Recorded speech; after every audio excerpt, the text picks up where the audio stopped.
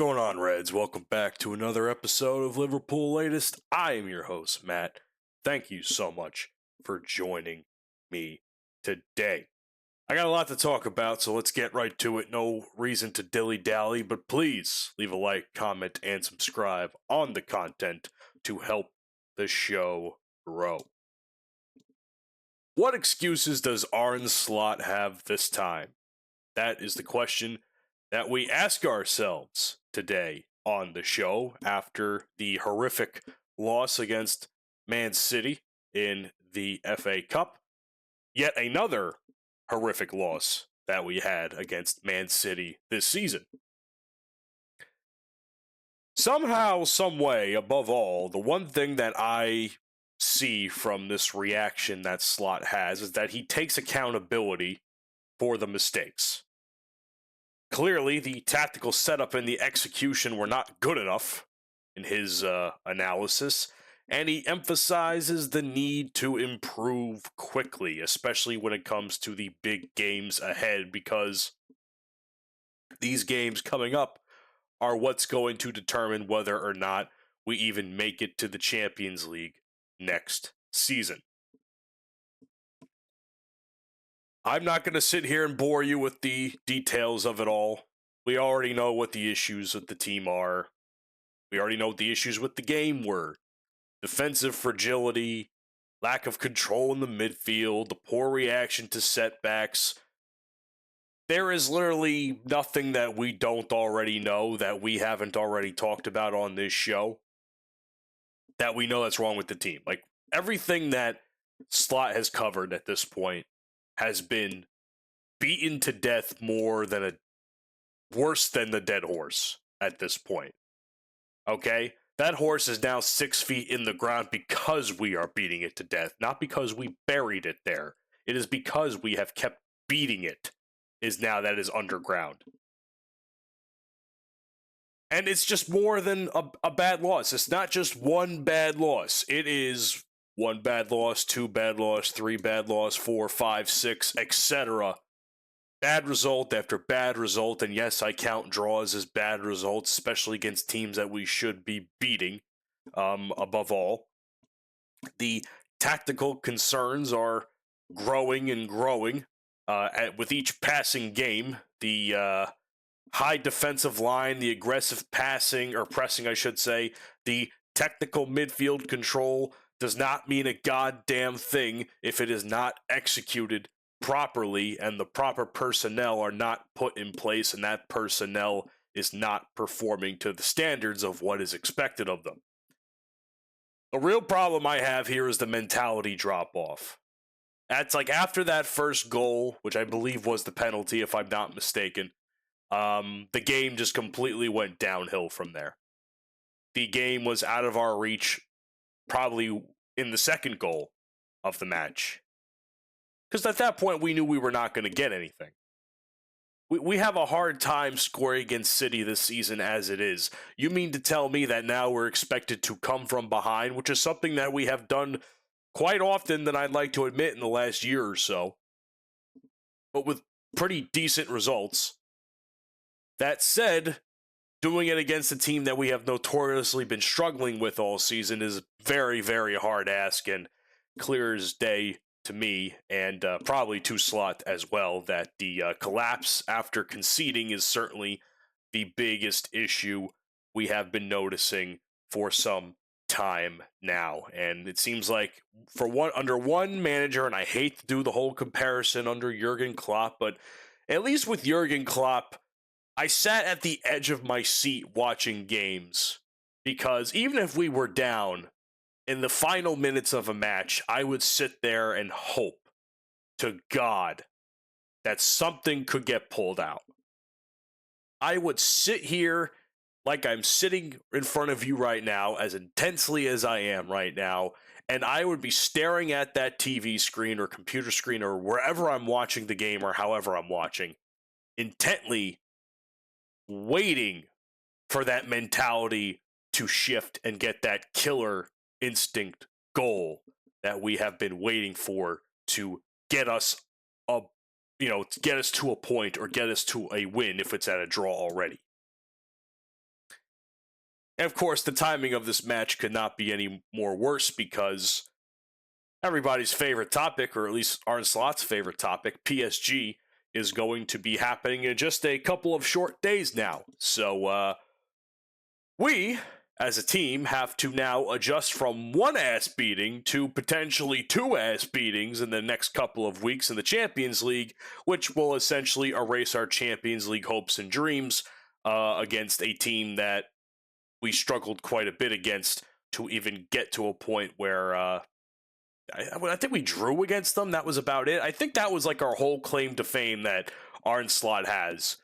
Why he keeps bringing it up is that we drew against them in one game. I don't even think we won. We drew. So, excuse me if I sound pessimistic here, and I sit here and I make the bold statement of what excuses does Arne Slot have this time? Well, Mr. Slot, it's not an excuse I haven't already talked about here on the show. Disappointing as per usual. The bigger picture, well, as far as I'm concerned, there is no bigger picture because the concerns I have will not be automatically changed in 3 or 4 days before the next big match that we have, and it will certainly not be changed by the next big Premier League match that we have either.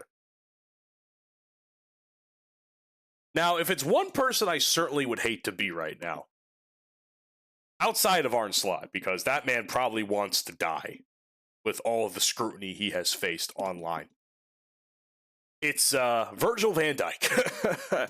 I would not want to be a man in Virgil van Dijk's position as it stands right now. Because outside of Slot, he is probably the next go-to guy that the media has when there is an issue with the team or the team isn't doing well on the pitch. He's the captain. He should be the one to speak on behalf of the dressing room if Arne Slot speaks on behalf of, the coaches, pretty much the entirety of the club, let's be honest with you. Very difficult. Very difficult is what he called it, and it's unacceptable. As a matter of fact, I think I saw him, I don't know if this is a real quote or not, but I think I saw a quote make the rounds of, "I'm sick of being asked this question because I understand the fans' anger towards everything." Even he is sick of it at this point. But the fact of the matter is, as sick as the players are, there's nothing that's happening on the field to change the results to get us to be unsick of the situation that we are currently in. Of course, emphasizing the point that the team must take responsibility. I think that should be a given. I don't think that needs to be said by the captain of the team that everybody did a shit job that match. The standards, there are none, and if there were any, they dropped significantly. If the dead horse is 6 feet, the standards of the team are dropped down another 6 to 12, just based off of that. And of course, is urging unity and focus for the remainder of the season. Wow, where have I heard that before? It's not like I haven't talked about that several times over at this point. I don't know what to tell you, man.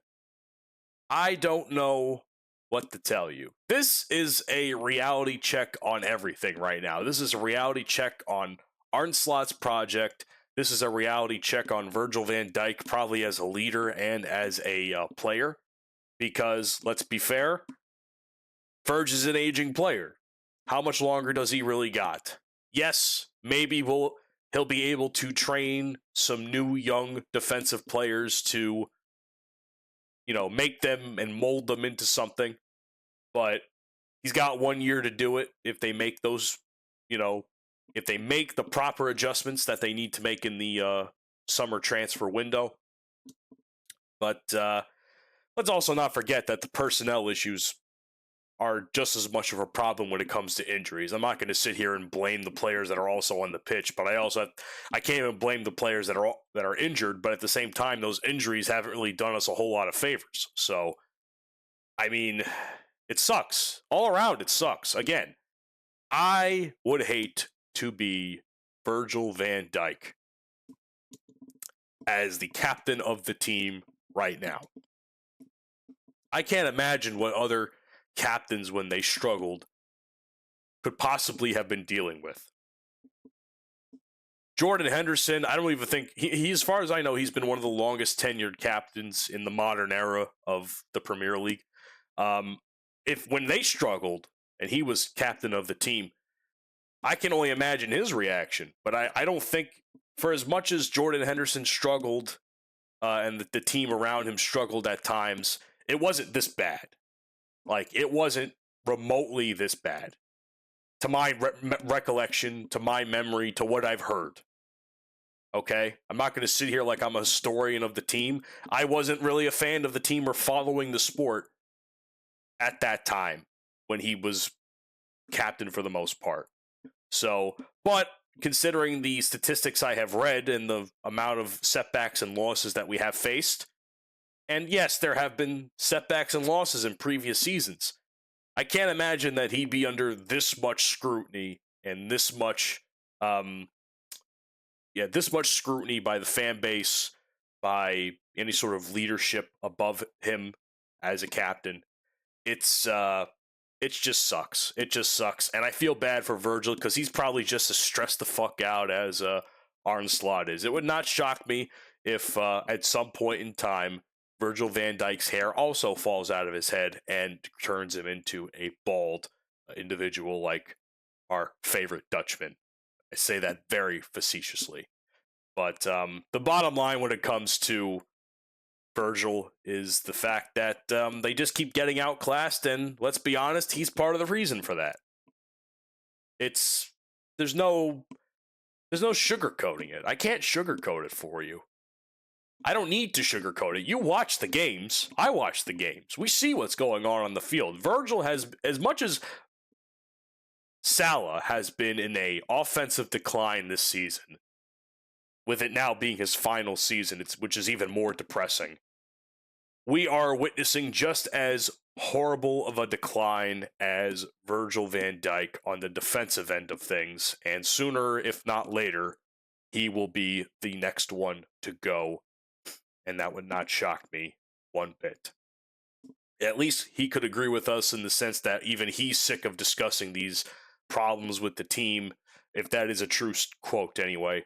But I'm sick of talking about it, so how about we fucking show a little bit of heart on that field there and do something? But I know I'm asking for a lot when I say that. I'm certainly asking for a lot when it comes to personnel changes and some personnel acquirements. And Michael Edwards has been actively working on, at least a report is that he's been actively working on a major double signing or a major double deal consisting of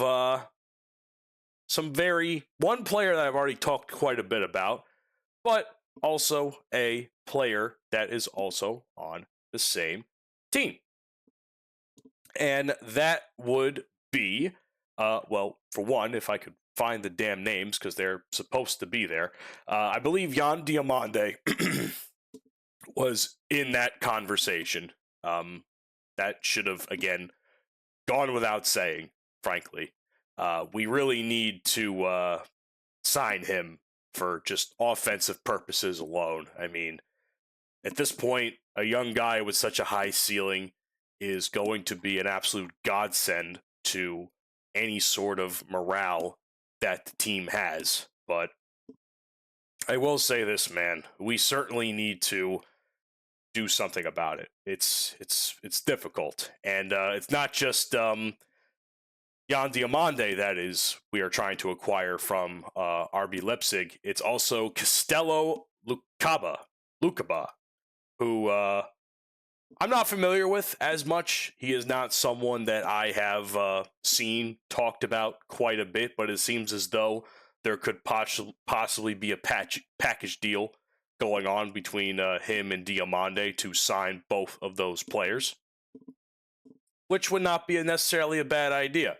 It could cost them about $148 million combined, which is an absolute whopping fee for two players.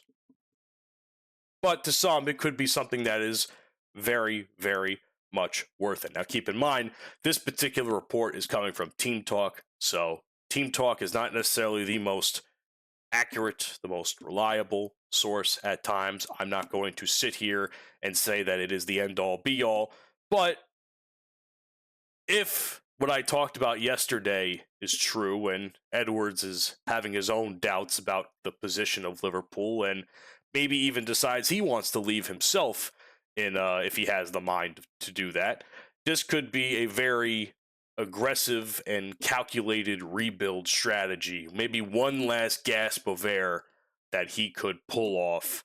And I would be interested to see what happens. Personally speaking.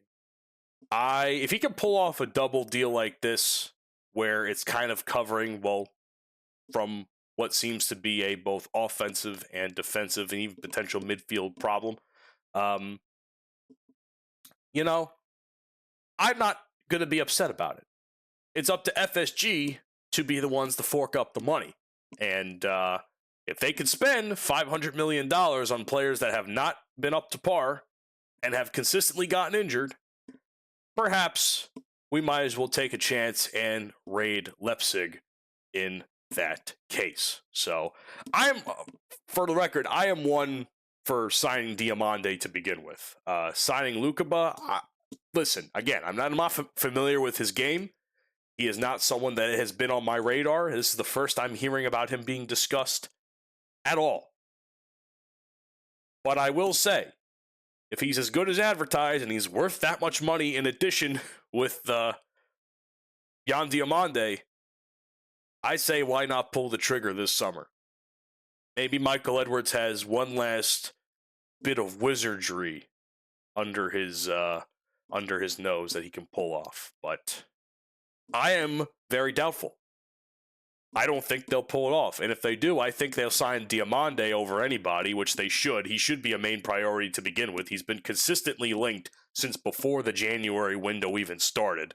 So the fact that we are continuously talking about someone the likes of Yan Diomande to this day, all of these months later, is saying something to me as a testament to him as a player and what he can do for the future of the club. We're already, in a sense, in a youth movement as it is. A lot of the older guys are starting to be moved out. Salah is calling it a career at Liverpool, at least calling it a Liverpool career. He's not calling it a career in general. He's seeing himself out. Andy Robertson could potentially see himself out very soon. Virgil van Dijk could be also on that list next year. Same with Alisson, who is clearly becoming unreliable in net, considering how often he gets injured. So we could be positioning ourselves for a massive reset if a deal like this is to be done, and certainly we'll be shifting from maintenance to evolution of the club. Now, I talked earlier about mentality and what it means to be a player in a position where you need to win to make a statement. As we all know, the women's team has been seeing its own fair share of struggles this season. I think that goes without saying. At one point, they were like last place in the women's league. Slowly but surely, they've done well. They've worked themselves up a little bit. I'm not going to sit here and say that they're spectacular, but they do good for what it's worth. It seems as though in the FA Cup, they are working themselves into a potential championship opportunity, as they have now won and beat Charlton Athletic to get to the semi-finals of the FA Cup for the Women's League. 1-0, by the way, that was the goal. It was, from what I understand, the game-winning goal who came from Shanice van der Sanden Shaw, or just Shaw as she is known as. Absolutely tight, hard-fought match. Again, was 0-0 for the longest time before Shaw's goal. Definitely needed patience to break through, and it proved very decisive, the goal itself, continuing her being Shaw's importance in the attacking line, and it showed the resilience and control when needed, especially when a game was, this game could have gone on forever, could have gone on as long as the West Ham United and Leeds game today, which shout out West Ham for even getting to the point where they got, because I thought they were dead to rights at like the 75th minute of the game. But different story for a different time. Anyhow, my point is that the women are showing much more guts and fortitude when they need to than the women, and than the men, I should say. And the men is the moneymaker of the team. And it's funny I mention this because the reason I bring up the women's team is because, one, they are an extension of the overall club and the overall organization that is Liverpool. If I'm talking about Liverpool Latest, I'd be remiss if I didn't talk about the women's side of things as well. But two, it goes to show that just how much of a mentality monster idea that still exists within the club post-Klopp, especially when it comes to women's sports in general. And I'll give you an example because I was watching the PWHL, which is the Women's Pro Hockey League. It was the New York Sirens versus the Seattle Torrent in Madison Square Garden, of all places, which was a sellout game, if you didn't know.